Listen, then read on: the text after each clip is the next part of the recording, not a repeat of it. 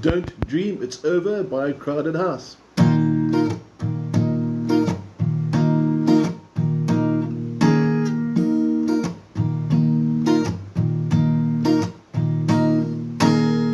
Now this one, really nice song for bar chords.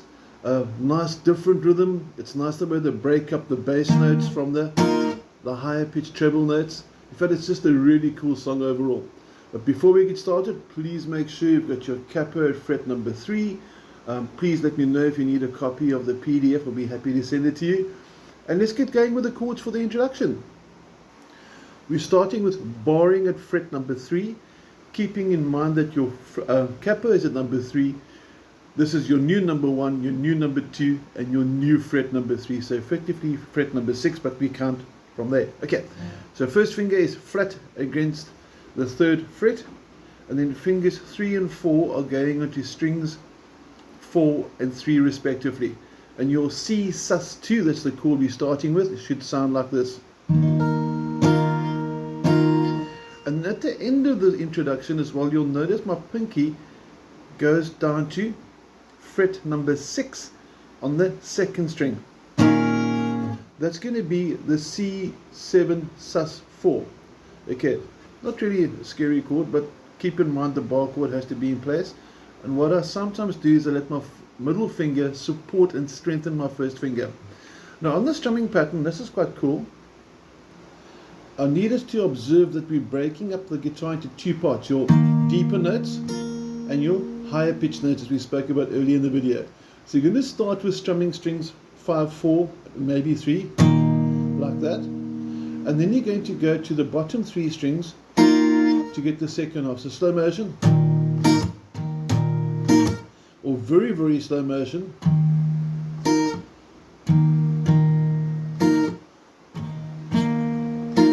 So to break it down even further, 1 strum up for the treble, and then it goes to double bass notes. And it goes through like that. And at the end of it, before it goes to that C7 sus2, I hope you can see finger 4, my pinky moving across there, it's doing a little twitch. You're going to do, and then you pause, and then 1 strum on the chord C7 sus4. So I'm going to zoom out now, and I'm going to play through the intro twice, like it should be, and I'm going to count you in so you can play along with me. 1, 2, 3, 4, and...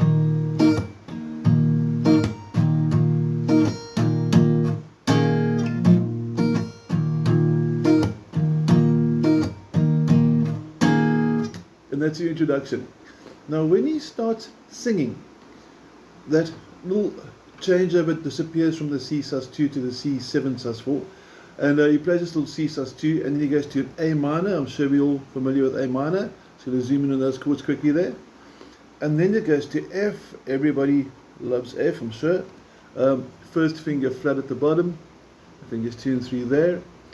And at the end of the second line, when he sings about the paper cup, you'll notice there's an E, then there's an A sus2 slash E.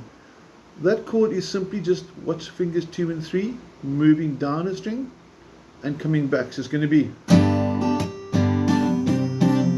so it just comes down 1 string to get the change. You can hear it on the original, and it's only on the 2nd line of each verse, so it doesn't happen on the 4th. Okay, so the whole way through now, let's give it a go.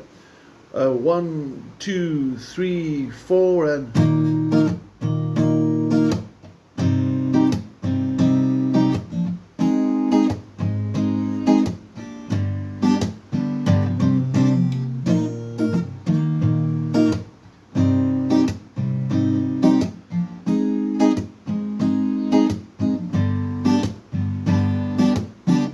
And that's in essence your first verse. So it's nice and easy, it's got that rhythm pattern going the whole way through.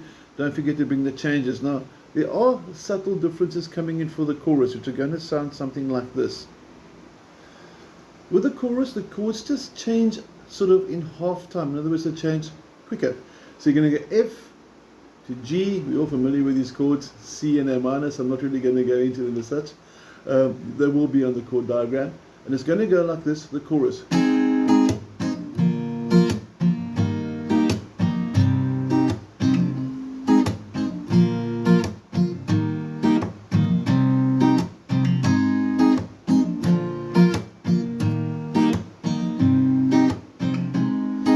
third line stays on the F, and then he's got one strum of G before he goes back to the verses chords again, verse 2.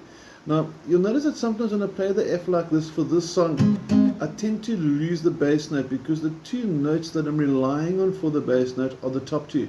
So for this song, I'm very tempted to say rather go for bar chords. Now the bar chord F should look something like this. As your first finger flat across all 6 strings, first fret after the capo.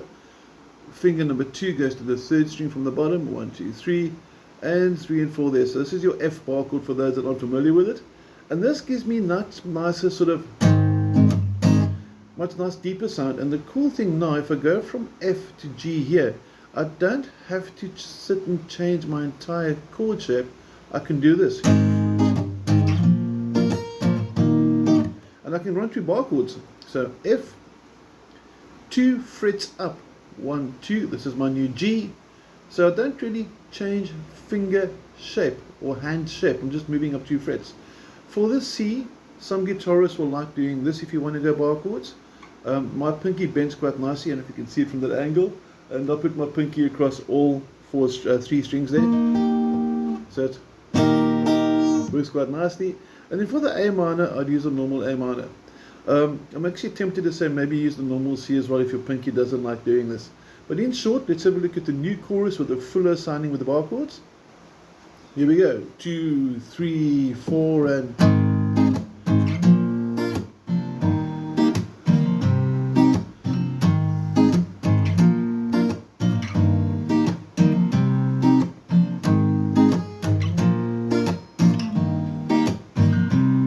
So it's much nicer, deeper sound than the normal F. So consider the bar chord, otherwise play a normal F, it's going to sound pretty cool.